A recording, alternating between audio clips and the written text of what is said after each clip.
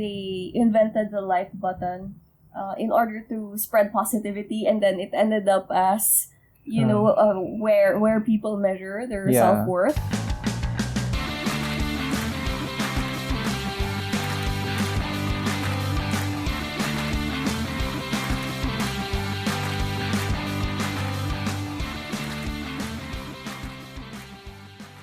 Hi everyone, I'm Jessica Madrazo, your Digital Davaoena. I'm Liam Madrazo.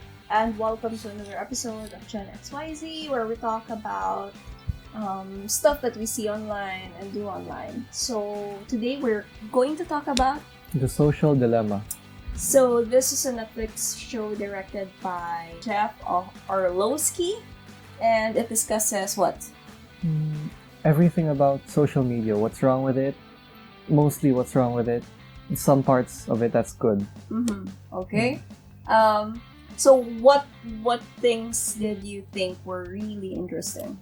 So actually I found the whole thing very interesting because it really shows how, although we think of it just as a tool to connect with our friends and family, it has a very big effect on how we live and how we think.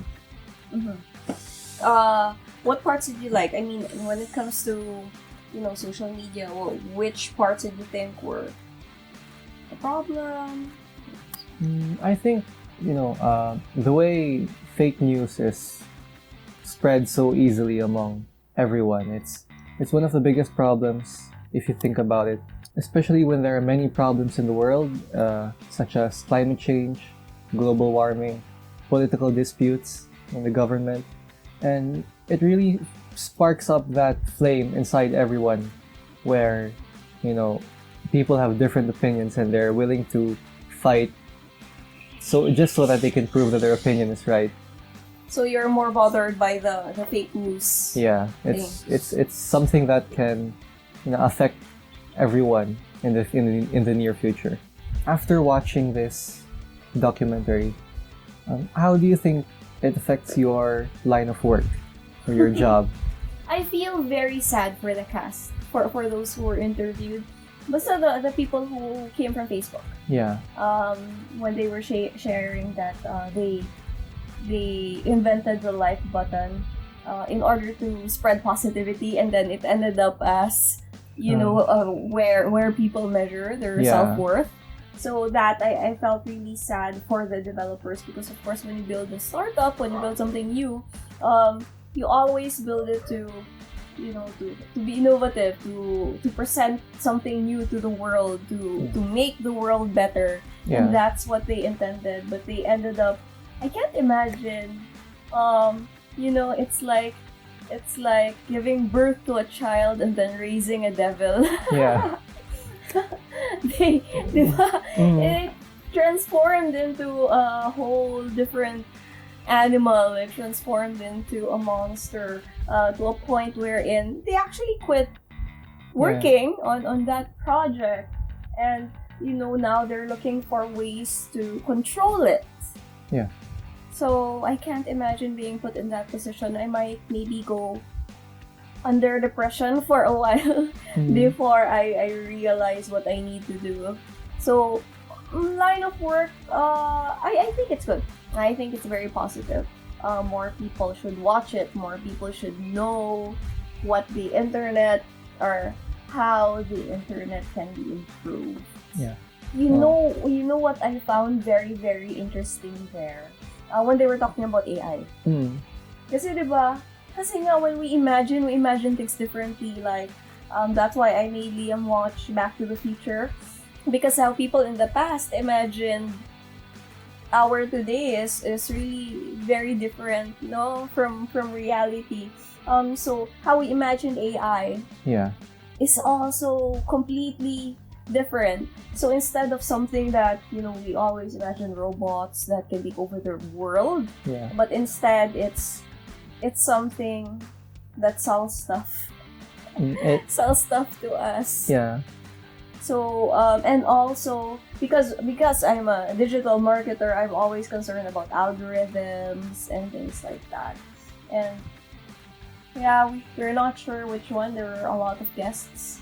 But um, when the person from Facebook said that, you know, the algorithm, not a single person actually knows all of it, because it's scattered. The responsibilities of, you know, creating it is scattered among different people. So there's actually no one person knows it.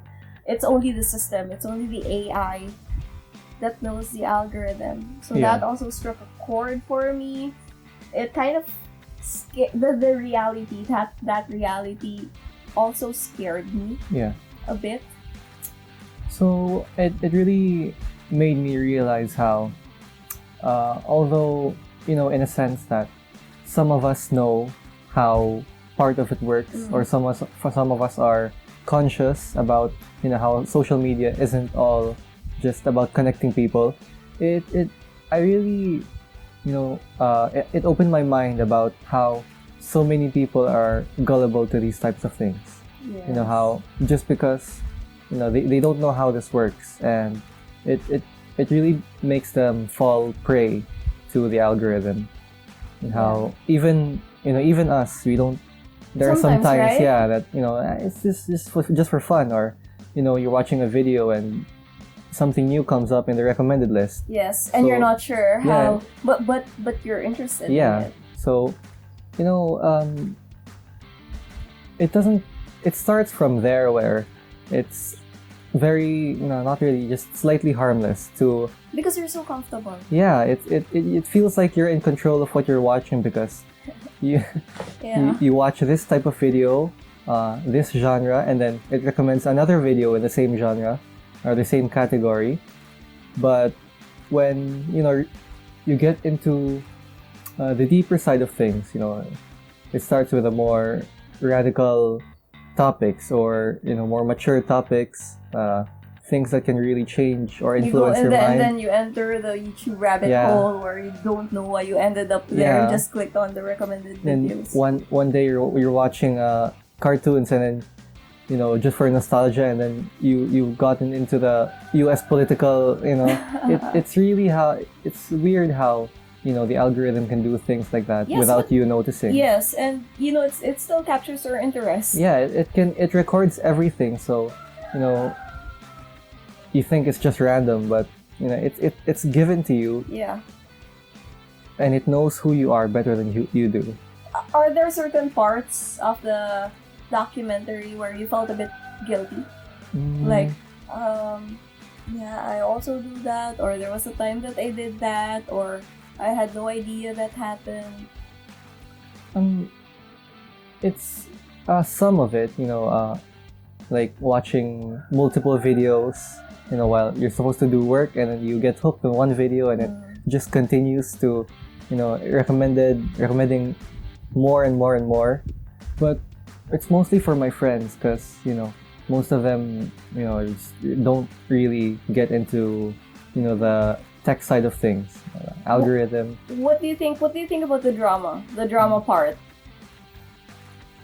where they presented the family and there were some teens there? So what do you think about that part of the document? I think it really highlights how, you know, how do you say this?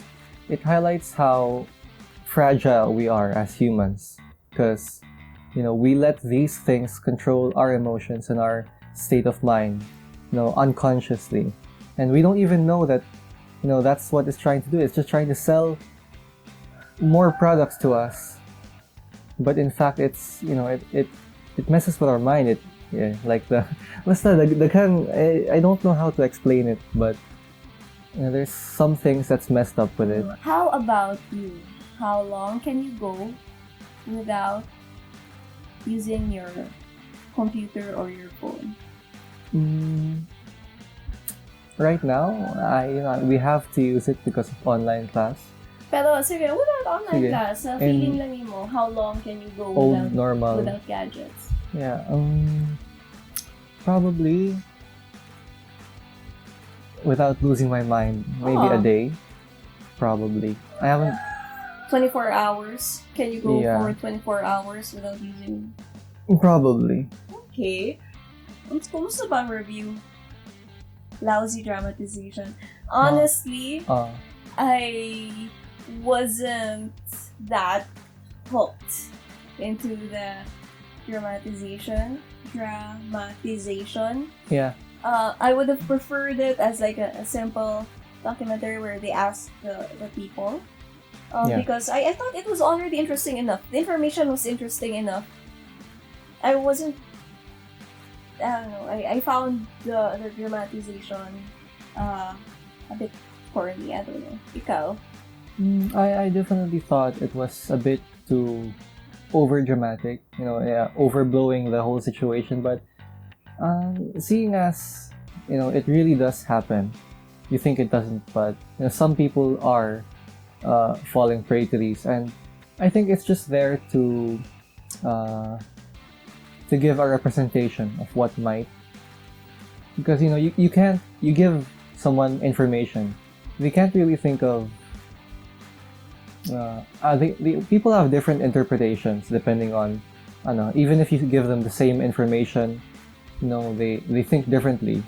So I think it sets a standard, what usually happens with most people nowadays, because with all the riots in the US, BLM, politics right now, elections, it really affects more. I think they're trying to highlight the current problem in their region right now. Yeah, there are the negative reviews that I found have talked about this documentary as being a propaganda. Yeah. What do you think about that? It's something that I can imagine they'd say, because people really want to push out their political opinions in everyone. So I think that whatever you do, even if you try to stay neutral, they'll always find a way to discredit you or be. But you think the social dilemma was being impartial. It was neutral. It was very neutral. I didn't see any Republican Democratic stuff about it. I didn't think it was like propaganda. It gave proper necessary information that we should know. Yeah. There were also a lot of Filipinos who reacted. Yeah. On this because it also showed a clip from Maria Ressa. So I think it's one of the reasons why a lot of Filipinos were interested. Yeah. It doesn't matter. It's just they're interviewing one person. They're watching a documentary, a show about how social media gaslights, the things that we already know, and it influences us. Yes, I think that part was very good. More people should know about that. Yeah. Yes, so whatever your points of views are, that is what all of the tech stuff that we use, it's also what they show us. Yeah, so, they show us something that we agree on. And so we think that, many people think the same as I do. So many people agree so I with must me. Be right. Yes, this must be the right thing. Just like what happened to, how Filipinos reacted to this. The issue with Maria Ressa and how she her controversy, that thing. I think it has nothing to do with with the message of the show. message of the show. They didn't focus on smaller issues. Well, which are whatever it is people are arguing about. Yeah, about the controversy. They're focusing on how social media gaslights those types of things. The controversy, because when you think about it, how you see how social media is such a powerful tool in spreading information and spreading influence. And misinformation. You'd think that, with everyone trying to say, we should save the world, save the turtles, about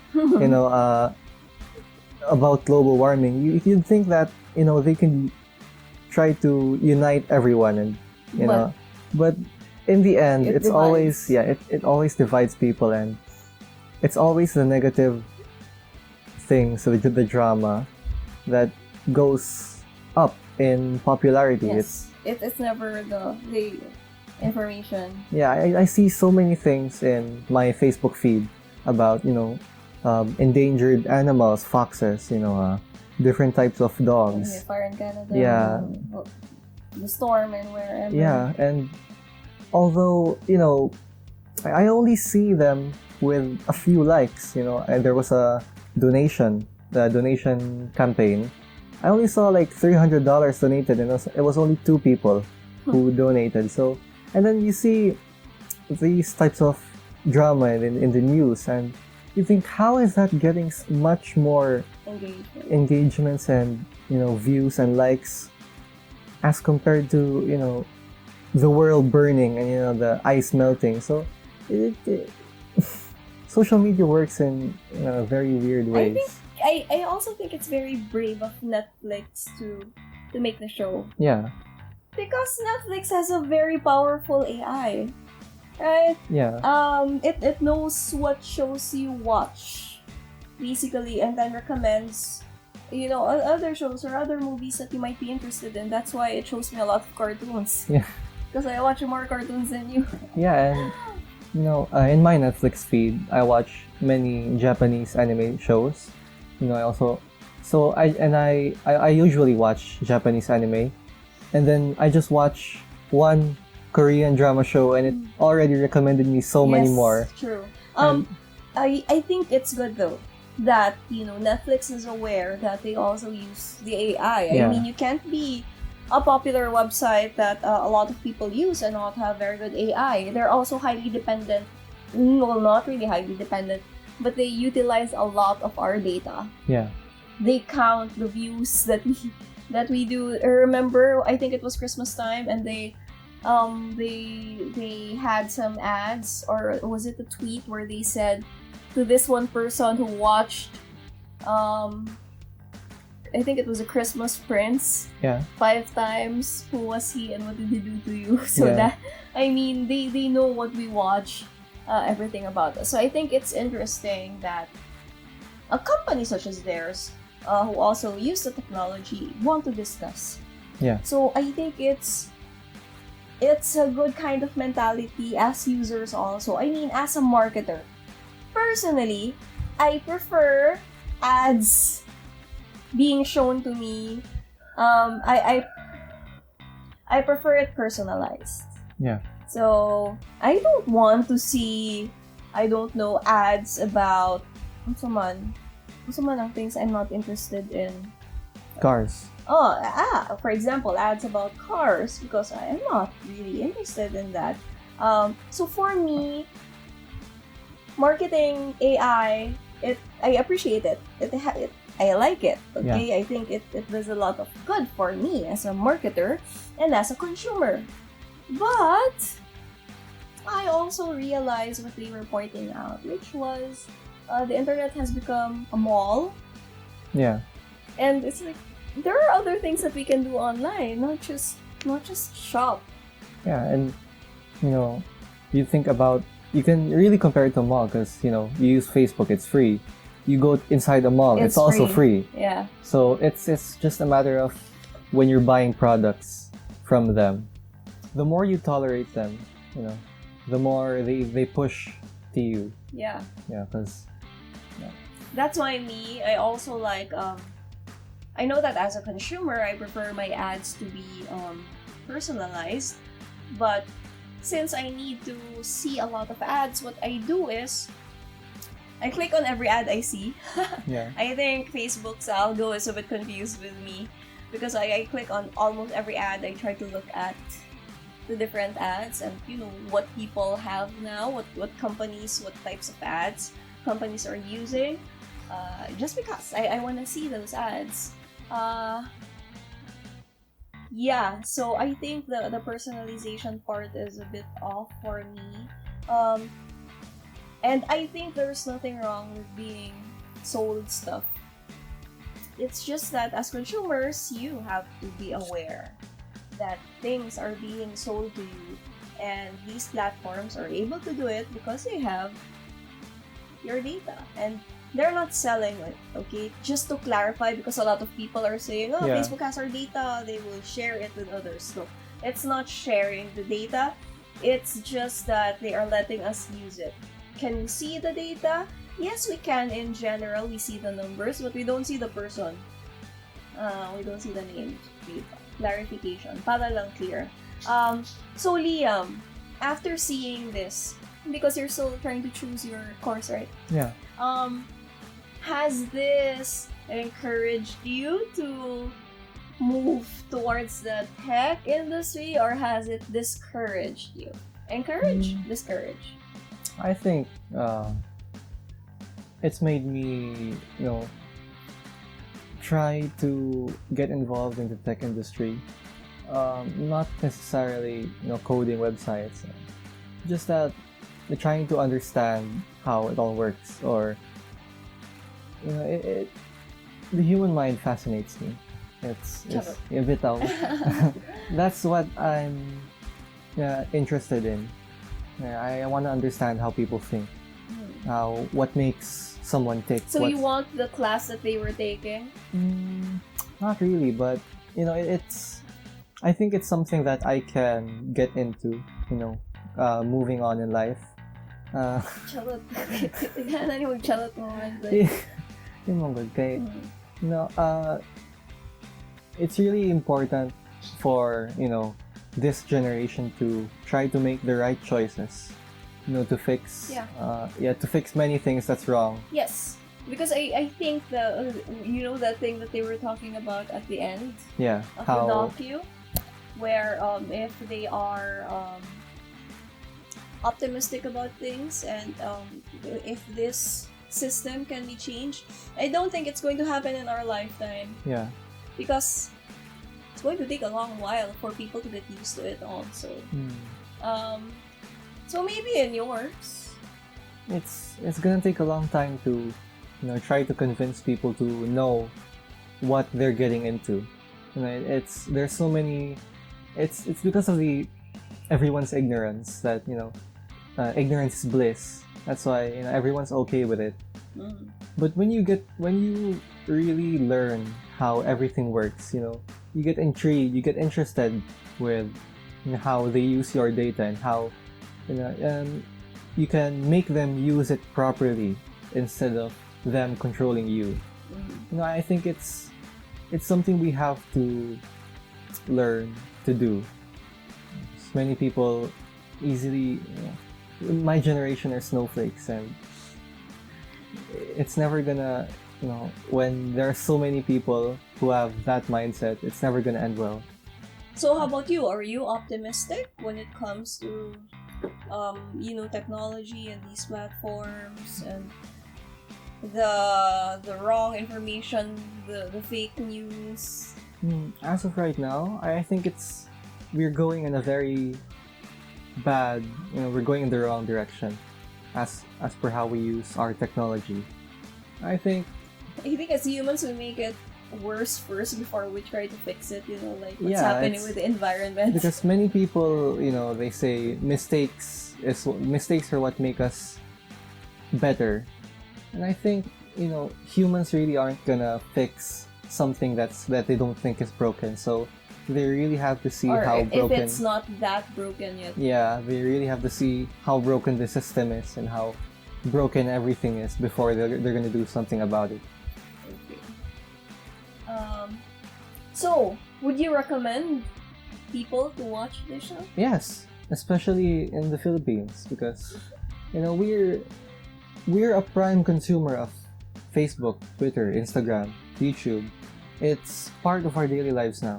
And if people understand how these things work, if they understand how the algorithm works, how these things get recommended to them because they chose it, not because they chose it to be there, but because the AI thinks, or the AI predicts. Yeah, it thinks that maybe you're gonna get hooked by it, and so it translates it to data analytics. They're not gonna make uneducated guesses on this and create a bigger rift right now.